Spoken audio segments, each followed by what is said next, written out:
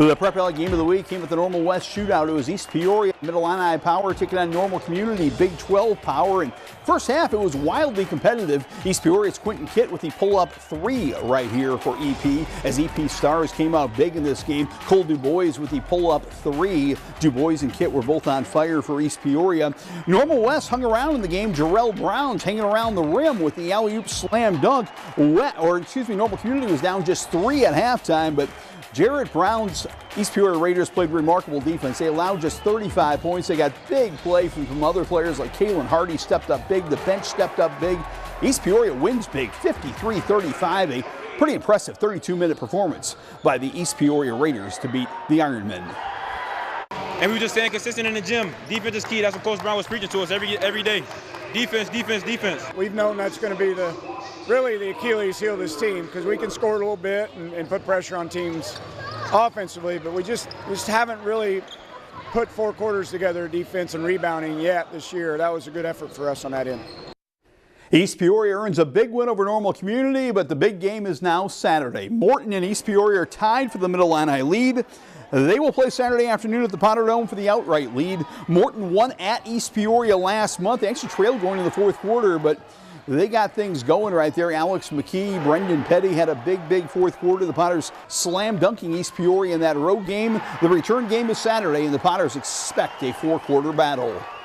DuBois and Kitt are a heck of basketball players, and they have some other weapons that they now have. You key on those guys; those other guys can knock down shots and score for them. So, definitely a huge challenge for us to play coming up with them on next Saturday. But we're excited for the opportunity to compete for championships.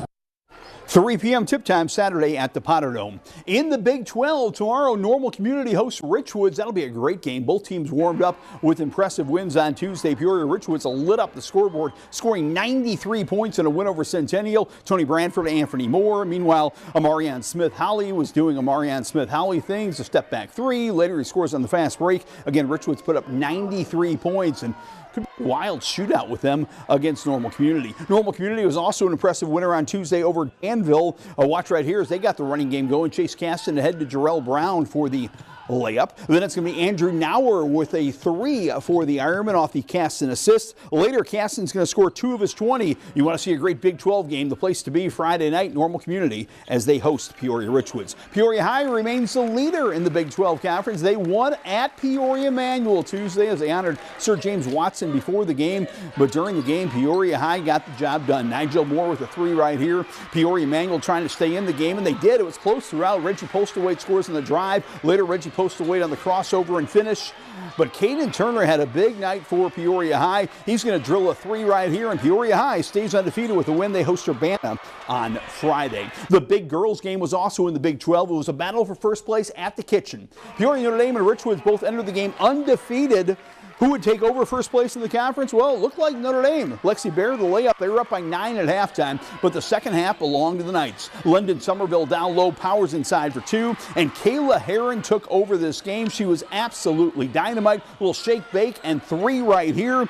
PND trying to keep it close. Emmy Wardle had 13 points for the Irish, but Kayla Heron and Peoria Richwoods too much. Richwoods came close in earlier games against Morton and against Washington, but this time they got the job done. They take over first place with an emotional win over PND.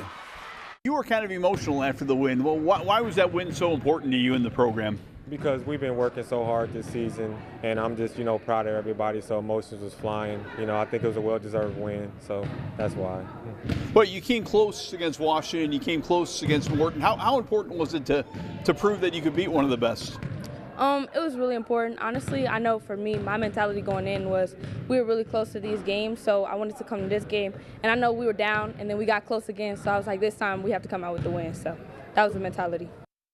Peoria Richwoods is in Class 4A this year, and they will host a 4A sectional. In the Middle Illini girls race, the big game is Tuesday when Washington plays at the Potter Dome. Of course, Morton won round 1, but neither team able to look ahead because Dunlap came to Washington, and boy, did they put on a show. Chloe Carmine hit a couple of 3s. Key Hayward had 18 points. Dunlap led this game by 7 going into the 4th quarter, but Washington found a way to rally and win the game. Kate McDougall, the freshman, for a 3 right here. Later, Olivia Osborne, the drive, and in overtime, Washington Washington stays atop the Middle Illini with a win. The Morton Potters had little trouble in their game versus East Peoria, but Morton plays Dunlap on Saturday. That'll be a big game. Abby Brooks, a 3-point play. Later, Izzy Ripka to Abby Van Minnen. Morton and Washington remain tied atop the Middle Illini. Now to wrestling, and tonight a new wrinkle in the wrestling schedule. The team sectionals are before the individual state finals. The team sectionals are tonight. Washington will be in the team sectionals. That's nothing new. Washington in Class 2A, led by their powerful state title duo of Wyatt Medlin and Josh Hofer.